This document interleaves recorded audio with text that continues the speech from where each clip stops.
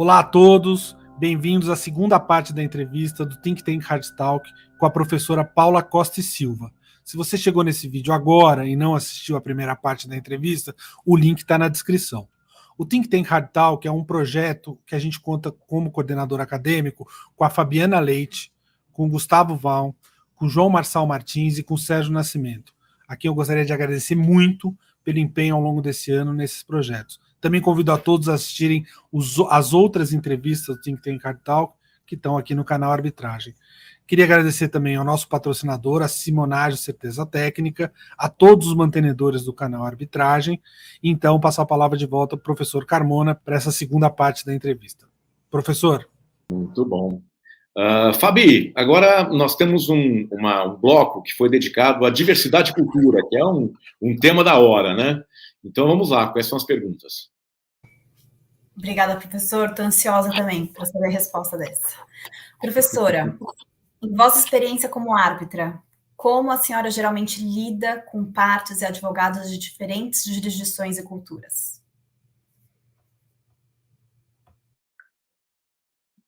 É um bocadinho como quem vai para o Ministério dos Negócios Estrangeiros, não é? E depois tem que fazer viagens para ir a jantares formais numa cultura que não é a sua, não é? Eu cumprimento, não cumprimento, eu levanto, eu fico sentada. Há todo um estudo prévio, uma preparação prévia para tentar perceber, através de muita informação que já circula, falando com outros colegas, mas, no fundo, nunca tentando impor a nossa cultura, não é? Quando vamos para outro lugar, não tentar impor a nossa cultura. Porque eu volto a dizer, direito à cultura e a decisão é para as partes, não é para mim. Portanto, acho que aquilo que é preciso fazer é perceber que se alarga o mundo de cada um de nós, à medida que temos mais experiências, com mais conexões no mundo, mas respeitar em absoluto aquilo que é a prática do foro, no fundo, não é? E, portanto, em Roma ser romano. E não impor um padrão que não é compatível com aquilo que é expectável. Portanto, eu diria isto assim, Fabiana. Obrigada, professora. Então, basicamente, é sair do eu e ir para o outro, né? E uma vez eu lembro que eu ouvi numa palestra algo que me tocou muito sobre a empatia cultural, sobre a existência de uma empatia cultural. A senhora teria alguma consideração sobre isso? Concorda, discorda? Eu acho que isso é fundamental, Fabiana. Quer dizer, a pergunta que a Fabiana me colocou remete-me para uma coisa que eu acho muito importante que acontece agora e que no meu tempo não havia. É o programa Erasmus. Os estudantes circulam por todo o Brasil, com 18, 19, 20 anos, e vão para uma universidade estrangeira. Aquilo que eram grandes diversidades culturais e, portanto, o outro não era o meu semelhante, era o meu dissemelhante. Tudo isso se começa a apagar. E, portanto, eles não têm, se eu perguntar a um jovem de 20 anos qual é o seu endereço, ele não tem um endereço físico, ele tem um endereço eletrónico, porque ele está por todo o lado. Então, é fundamental, creio eu, que olhar para o outro me não leve a colocar-me a mim como protagonista, porque o protagonista é o outro. E, portanto, a construir essa relação de empatia, como é evidente, e a respeitar essa diversidade. Obrigada, professora. Professora, e aí mudando um pouquinho, voltando de novo para a arbitragem, o que a senhora acha sobre a globalização do procedimento arbitral? Existe, não existe? Eu acho que, curiosamente, está existindo cada vez mais. E acho que a arbitragem tem dado enormes lições a quem estuda a matriz da justiça estadual. Provavelmente, tenho refletido nisso nos últimos anos. Provavelmente a diversidade de matrizes de justiças estaduais tem muito a ver com aspectos institucionais, dos próprios sistemas de justiça. A arbitragem conseguiu pôr-se por cima disso tudo. E há muitos anos eu recordo-me ter feito uma conferência aqui que caiu como uma bomba, toda a gente achava que estava doida, não é? Mas eu estou convencida do que eu disse na altura e que vou dizer agora. A arbitragem tem criado um esperanto jurídico no plano do modo de realizar o direito. É claro que nós nunca vamos ser todos iguais, porque nós viemos de espaços diferentes. Mas a arbitragem tem conseguido apagar as diferenças que não são relevantes, criando um common core naquilo que é importante. E eu diria, essa é uma grande lição para quem, num país como o meu e num contexto como a União Europeia, não consegue ter regras comuns de processo civil. Mas porquê não consegue? Se aquilo que é absolutamente fundamental e crucial se consegue fazer de modo harmonizado, onde quer que corra uma arbitragem, em que parte do mundo aquilo acontece e qualquer que seja a proveniência dos árbitros e dos advogados. Portanto, há de ser o fator institucional, creio eu, que nos separa. E por isso eu diria, a arbitragem tem caminhado para a criação de ritos comuns, naquilo que é fundamental, obviamente, não é? E tem havido uma globalização. Agora há um novo tema, já todos devem saber, não é? Que é saber até onde vai o privilégio da relação entre o advogado e o cliente. Os documentos que o cliente entrega ao advogado podem ou não estar cobertos pelo privilégio. Há aqui um choque cultural enorme, não é? Entre civil law e common law, entre vários tipos de privilégio. Mas eu diria, nós vamos acabar por chegar lá. Não passará muito tempo, nós vamos ter um vetor comum que nos orientará para o modo de fazer. Isso, para mim, é o mais fascinante nesta área científica, como área de estudo. Tem-se concentrado no essencial e não quer saber da minudência. E por isso é que esta área é tão importante e tão interessante de estudar. Eu estou igual o Sérgio aqui. Eu preciso voltar depois para eu escutar tudo e anotar tudo, porque está muito, muito precioso. Obrigada, professora. E esse assunto da transcendência da arbitragem, eu acho que é algo muito importante, em especial até pelo momento que a gente vive hoje no Brasil, de ampliação da arbitragem doméstica, e o acesso da arbitragem a pessoas que não necessariamente têm tanto contato e conhecem essa transcendência, e aí tentam trazer a arbitragem para o nosso direito, mas ela não está presa ao nosso direito, ela não está presa a nenhum direito nacional, a princípio, né? Então, eu acho que é um debate muito rico. Obrigada. Professor? Fabiana e Paula, sabe o que é mais interessante disso tudo? É que quem está protagonizando esta ideia de abandonar regras e normas e passar para princípios são os processualistas. Quer dizer, nós que devíamos estar tão ligados a regras, a normas, nós estamos conseguindo nos libertar dos nossos direitos nacionais em prol exatamente dessa transnacionalidade, da criação de uma praxe internacional que sirva de maneira harmônica para todos. Curioso isso, né? Você não acha, Paula? Justamente nós, os processualistas, estamos sendo os protagonistas dessa ideia nova, não é? O Carlos Alberto, nem por acaso. O próximo encontro de professores de processo civil de língua alemã, pronto, depois tem uns quantos infiltrados entre os quais eu vou, tem como tema de abertura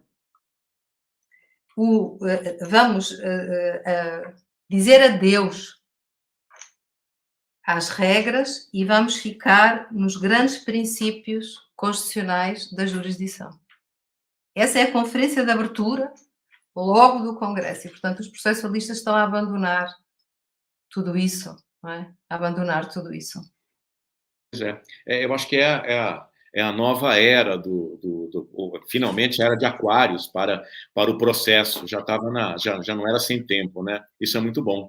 Mas falando em estudar, ampliar os conhecimentos, você sabe que o Gustavo está estudando em Nova York, né? Quer dizer, ele está cumprindo à risca todos esses conselhos que você está dando para esses jovens, ele está fazendo isso lá e está passando um tempo, uma temporada de formação em Nova York. E o próximo tema que nós selecionamos aqui é The Crystal Ball, quer dizer, vamos falar um pouco do futuro. Gustavo, fala um pouco do futuro, vamos lá. Obrigado, professor Carmona.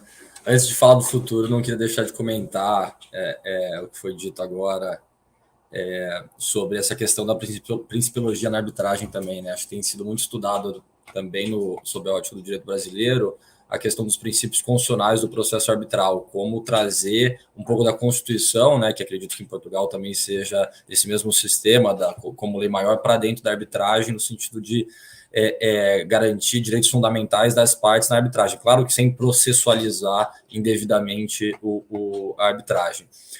Bom, mas agora com relação ao futuro, né, o crystal ball, muito se discute em conferências, né, qual seria o futuro da arbitragem, o que vai acontecer daqui para frente. É claro que isso se altera ao longo dos anos, né. No Brasil a gente tem enfrentado algumas questões um pouco delicadas atualmente com relação à confidencialidade, à anulatória, enfim. Acredito que Portugal também tenha as suas peculiaridades aí com relação ao Poder Judiciário, por exemplo. Na experiência da senhora, professora Paula, que tem, enfim, conhecimento cultural muito grande, qual seria, então, assim, é uma pergunta muito simples de ser respondida, brincadeira, mas qual seria o maior desafio hoje, né, para a arbitragem, tanto no contexto nacional e desses dois mundos, Brasil e Portugal, como no contexto internacional também? Eu acho que o Gustavo teve um ótimo ponto de partida. Em cada lugar vai haver os seus.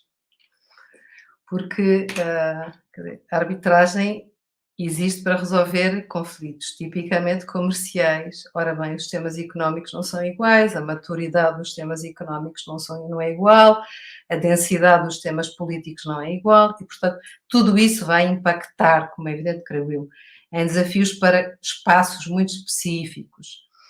Se eu pudesse identificar o que é o maior desafio, eu acho que vai dar tudo certo.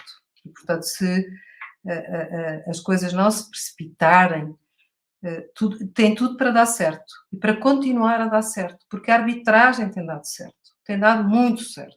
O maior desafio, eu acho que é a escolha do árbitro na arbitragem internacional. Esse, na minha perspectiva, é o princípio de tudo. Porque eu, na arbitragem internacional, escolho um árbitro que tipicamente é um extraneus relativamente ao direito que vai ter que aplicar. E eu ouvi no outro dia uma sábia intervenção do professor Carmona em que dizia: há arbitragens que eu nunca aceitaria porque eu não sei falar aquela língua. Como é que eu vou ler os livros? Como é que eu vou conhecer as decisões? Ora bem, aqui eu diria, aqui está o grande desafio, que é a adequada escolha do árbitro que permita que as decisões resistam ao controlo que pode ser feito pelas várias instâncias, quer na anulação, quer depois na execução, quer no reconhecimento. Não é? E a compreensão pelo árbitro da cultura específica em que está a decidir.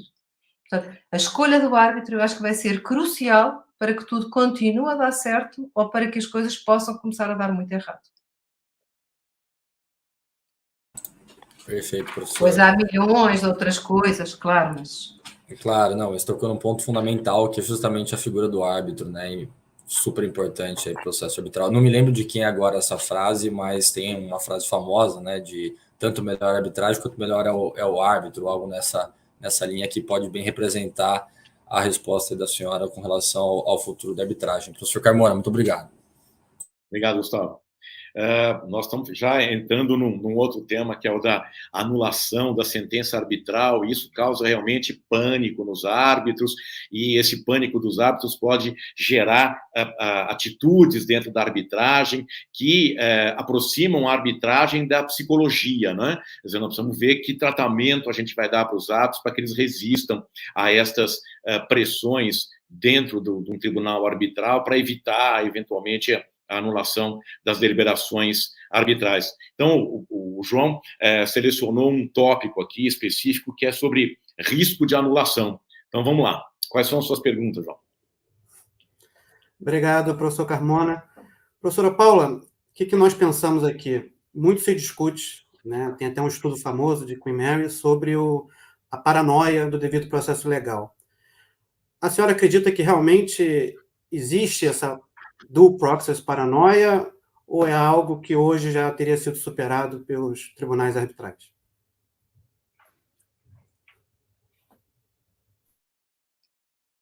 O árbitro, vou dar a volta e vou lá chegar. O árbitro não está habituado, como o juiz, a exercer um poder de autoridade, não é? e sabe que o resultado final vai ser controlado por aquele que está habituado a exercer o poder da autoridade. Muitos casos em que o árbitro acha, por exemplo, que tem que dar contraditório, nenhum juiz daria contraditório, mas o árbitro com medo, e por isso há pouco eu dizia, o árbitro não pode temer, tem que ter coragem de decidir, não é? O árbitro não dá e não deve dar contraditório, ponto, mas muitas vezes dá, porque tem receio da anulação. Agora a pergunta é, no conjunto de todas as decisões proferidas, quantas foram anuladas por violação do devido processo legal? Eu não consigo evitar que a parte requeira anulação e que venha dizer que eu violei o devido processo legal. Isso eu não consigo fazer. Só se eu fechar uma masmorra, como é evidente. Mas se não a impedir numa cama ou numa masmorra de requerer num tribunal, ela vai requerer. Mas quantas vezes é que os tribunais deram razão? Aqui nós temos uma defesa muito grande, que é ir verificar como é que o Tribunal de Justiça, por exemplo, concretiza essa cláusula geral.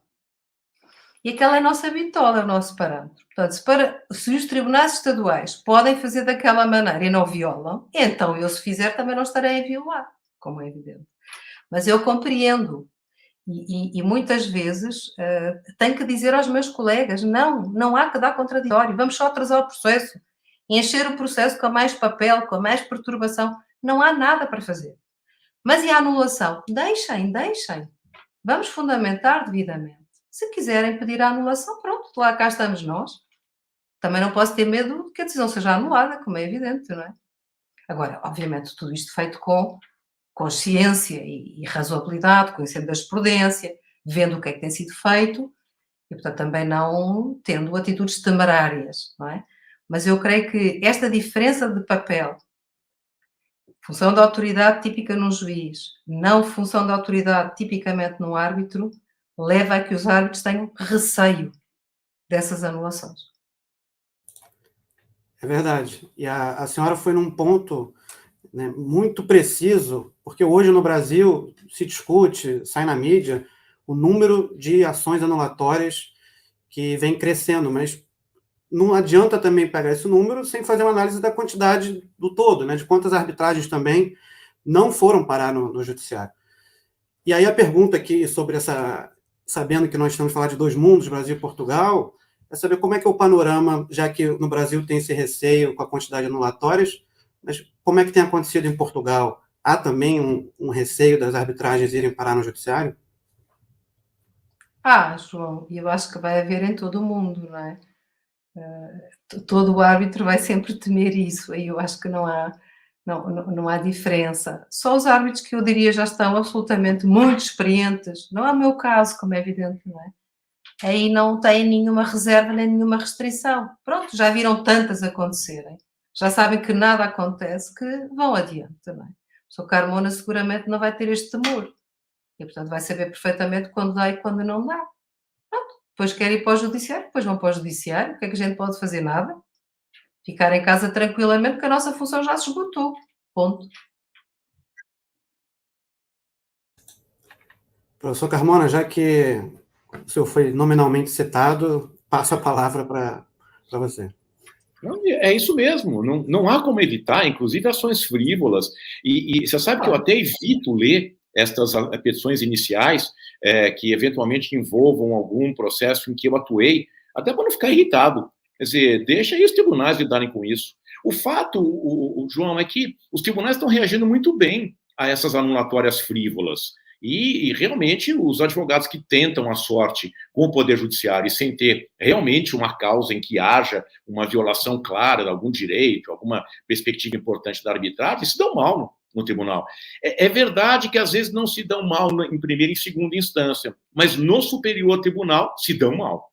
Quer dizer, o Superior Tribunal hoje tem tido uma fórmula bastante rigorosa de analisar todas estas tentativas que, na maior parte dos casos, não são todos, na maior parte dos casos aqui no Brasil, são frívolas. O Superior Tribunal tem se posicionado de maneira muito firme para evitar que a arbitragem seja apenas mais uma instância na briga das partes. Não é esta a regra do jogo. Então, parece que as coisas estão funcionando de maneira bastante adequadas. Por que aumentou o número de ações anulatórias? Porque aumentou de maneira geométrica a quantidade de arbitragens no Brasil. Então, é natural que o Poder Judiciário também receba mais demandas do que recebia há 10 anos atrás. Mas, em compensação, as câmaras talvez tenham duplicado o seu trabalho nesse período, se é que o número de câmaras também não aumentou de maneira bastante importante. Então, acho que nós estamos no bom caminho. A gente tem observado que os tribunais, especialmente o Superior Tribunal de Justiça, têm tomado uma via bastante rigorosa e têm tomado um cuidado nas suas decisões, que é realmente excepcional. Isso está funcionando bastante bem.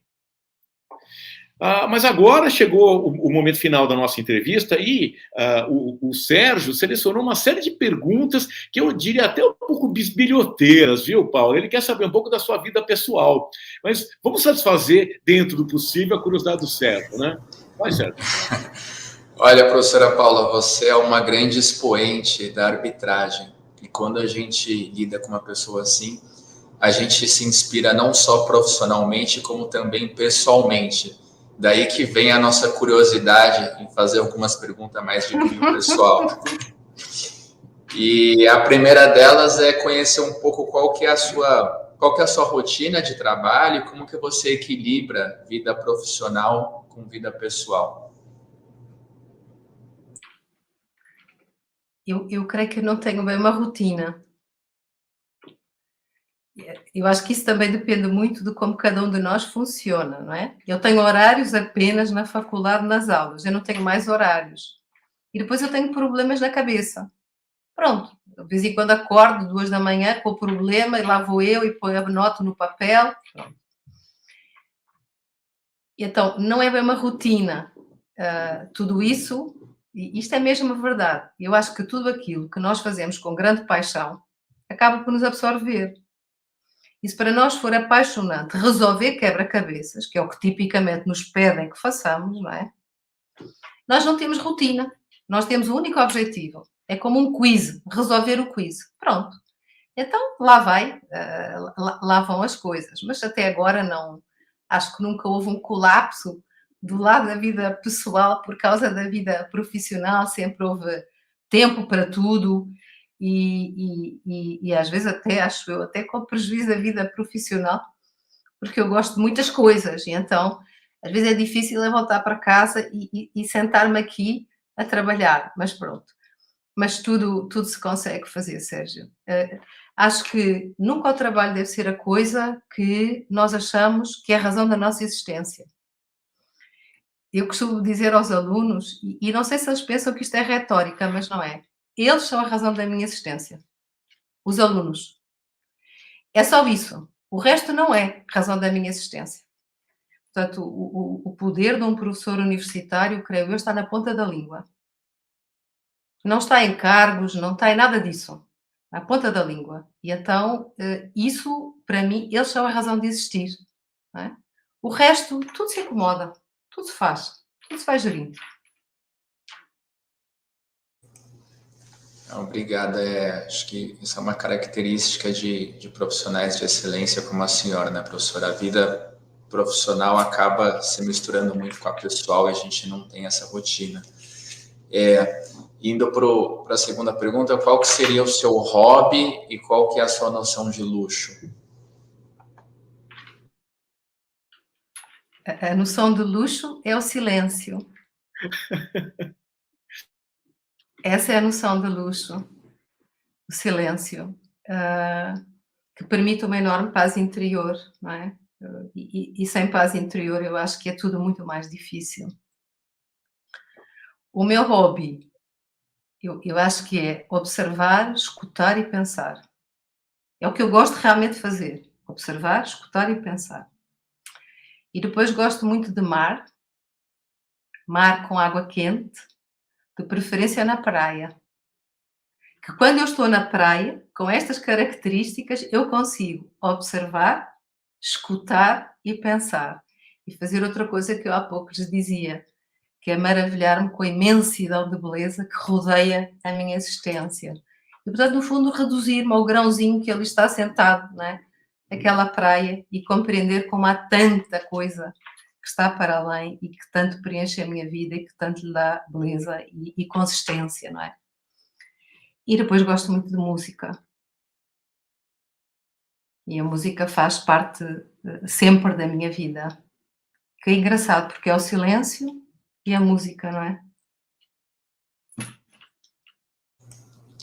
Essa sua resposta sobre a noção de luxo é muito profunda e tem muita sabedoria por detrás disso. Eu vou precisar refletir por um bom tempo sobre ela. Não esperava, foi muita sabedoria.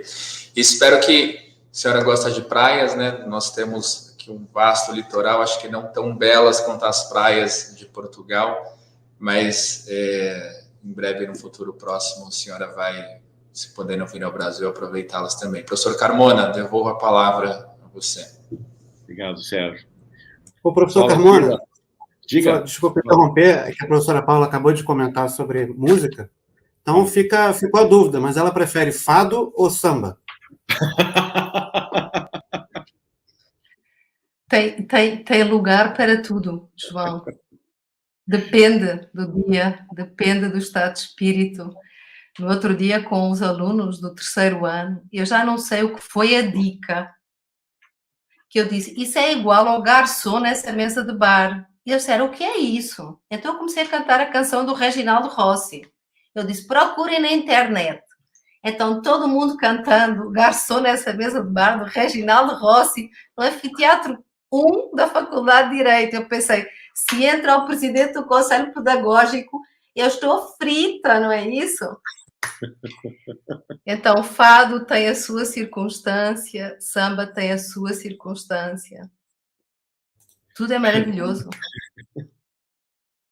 Pois olha, Paula, você sabe que eu gosto muito do fado, porque depois de ouvir aquelas tragédias, aquela desgraça toda, você se sente feliz. Você diz, olha só, meu Deus do céu, como a minha vida é boa, né? Porque o sujeito canta aquelas mágoas, aquela infelicidade, ele fala para as paredes, aquela coisa muito triste, não é? E você se sente muito feliz. Eu gosto muito do fado, é uma música muito agradável. As pessoas dizem, mas o fado entristece. Ao contrário, pense muito bem, o fado alegra. A sua vida nunca é tão trágica quanto um fado. Então, é muito bom ouvir essas coisas e se comparar, não é? Mas olha, Paulo... Posso só dizer uma coisa? Só dizer uma coisa, Carlos Alberto. Claro. É que há uma tradição por causa do samba, não é? É que há uma tradição. Não sei se existe no Brasil, não conheço. Quando um professor se jubila, dá uma última aula. É uma aula peculiar, com todo mundo assistindo. E eu acho que eu já sei o que é que eu vou fazer na última aula. Eu vou passar a gravação do Não Deixe o Samba Morrer, não deixe o samba acabar. Porque aquele samba, a letra daquele samba, tem tudo o que é a passagem do testemunho, né? A capacidade de compreensão que as pernas já não conseguem levar o corpo pela avenida, não é isso? Tem tudo ali. Então, eu acho, indo ao encontro da curiosidade, o que é que eu gosto mais, não é, João? Samba ou fado tem lugar para tudo. Eu acho que a minha última aula vai ser o samba, Não Deixe o Samba Morrer. Olha, eu vou até escutar esse samba para ver se ele diz isso tudo mesmo. Vai ser o samba da aposentadoria. Vamos ver, vou pensar. Mas olha, Paula, foi muito gostoso estar aqui com você, apesar da distância. Foi interessante nesses últimos 2 anos, né, em que tivemos essa dificuldade toda por causa da pandemia. Nós estivemos juntos em vários eventos, né, apesar da distância, não ficamos distantes, e isso é muito bom. Vamos esperar que agora a gente possa fisicamente nos aproximar de novo, com o fim de todo este tormento, quem sabe você aqui no Brasil, e nós, se Deus quiser, aí em Portugal. Então, eu queria te agradecer muito essa oportunidade de estar aqui com os nossos jovens, de estar aqui contando um pouco da sua experiência.